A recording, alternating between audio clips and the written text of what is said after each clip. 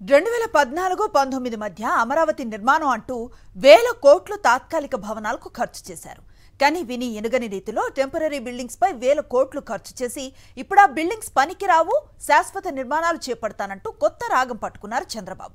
తనకు అలవాటైన graphic జిమ్ముక్కులు play చేస్తున్నారు. ఎల్లో మీడియాలో తెగ డప్పు కొట్టిస్తున్నారు. ప్రజలను మరోసారి మభ్యపెట్టేందుకు రెడీ అయ్యారు బాబు అండ్ కో. గతంలో టెంపరరీ బిల్డింగులకు వేల కోట్లు వృధా చేసిన చంద్రబాబు ప్రభుత్వం ఇప్పుడు శాశ్వత భవనాలకు వేల కోట్లు ఖర్చు చేసేందుకు ప్రణాళికలు సిద్ధం చేస్తోంది. అన్ని ప్రాంతాల్లో అభివృద్ధిని ఆపేసి 1,00,000 కోట్లు అమరావతిలో నిర్మాణాలకు ఖర్చు చేయాలని నిర్ణయించిన చంద్రబాబు ప్రభుత్వం అవసరానికి మించి అంచనాలను భారీగా పెంచేసి మరీ నిర్మాణాలకు టెండర్లు పిలవడం వివాదాస్పదంగా మారింది.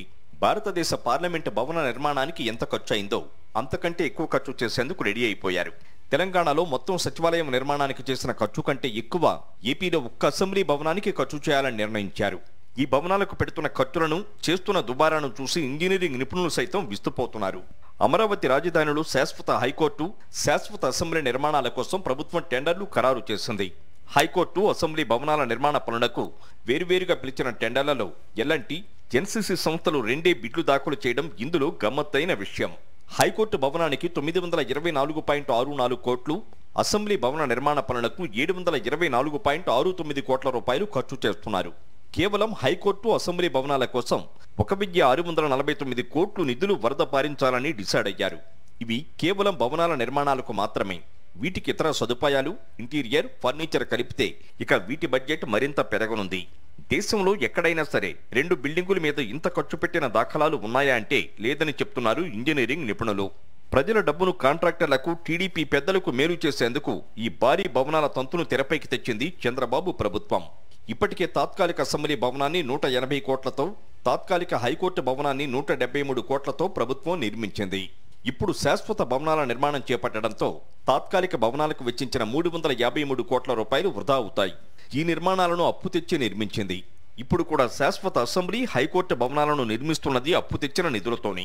భారత పార్లమెంటు కొత్త భవనాన్ని కేంద్ర ప్రభుత్వం 970 కోట్లతో నిర్మించింది. తెలంగాణలో సచివాలయం మొత్తాన్ని, అన్ని బ్లాకులను కలిపి 600 కోట్లతో నిర్మించారు. ఇప్పుడు భారత పార్లమెంటు నిర్మాణానికైన ఖర్చు కంటే అధికంగా ఏపీ శాశ్వత హైకోర్టు భవనానికి పెట్టాలని నిర్ణయించింది ప్రభుత్వం. శాశ్వత నిర్మాణాలు చేపట్టకుండా తాత్కాలిక భవనాలు అప్పుడెందుకు నిర్మించారు? ఇప్పుడు శాశ్వత భవన నిర్మాణాల పేరిట వేల కోట్లు ఎందుకు ఖర్చు చేయాలనుకుంటున్నారని ప్రశ్నించారు మాజీ ఎమ్మెల్యే సుధాకర్ బాబు. తెస్తున్న అప్పులకు, జరుగుతున్న పనులకు పొంతన లేదని, రూపాయికయ్యే నిర్మాణాలను 10 రూపాయలు మీరు ఖర్చు చేస్తున్నారన్నదే ఈ రోజున ప్రధానమైన అంశం. తద్వారా మీరు వేల కోట్ల రూపాయలు ప్రజల యొక్క ధనాన్ని దుబారాగా చేస్తున్నారనేది అంశం. హైకోర్టు శాశ్వత భవన నిర్మాణం కోసం 1,650 కోట్ల రూపాయలు ఖర్చు పెట్టడానికి సంసిద్ధమైంది ఈ రోజు ప్రభుత్వం. మరి ఇంత డబ్బులు ఈ రోజున మీరు ఖర్చు పెట్టాలనుకున్నప్పుడు ఆ రోజు తాత్కాలిక భవన నిర్మాణాలను ఎందుకు చేశారని అడుగుతుంది వైఎస్ఆర్ కాంగ్రెస్ పార్టీ. కేవలం ఏపీ హైకోర్టు భవనాల నిర్మాణానికి 924 కోట్లతో టెండర్లు ఖరారు చేసింది.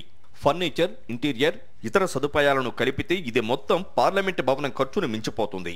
తెలంగాణ సచివాలయం మొత్తానికి 600 కోట్ల రూపాయలు ఖర్చు చేస్తే ఏపీ అసెంబ్లీ నిర్మాణానికి 724 కోట్లు భవనాల నిర్మాణానికి ఖర్చు చేయాలని నిర్ణయించారు. పోనీ ఢిల్లీ దాకా మనం ఎందుకు తెలంగాణకు పోదాం?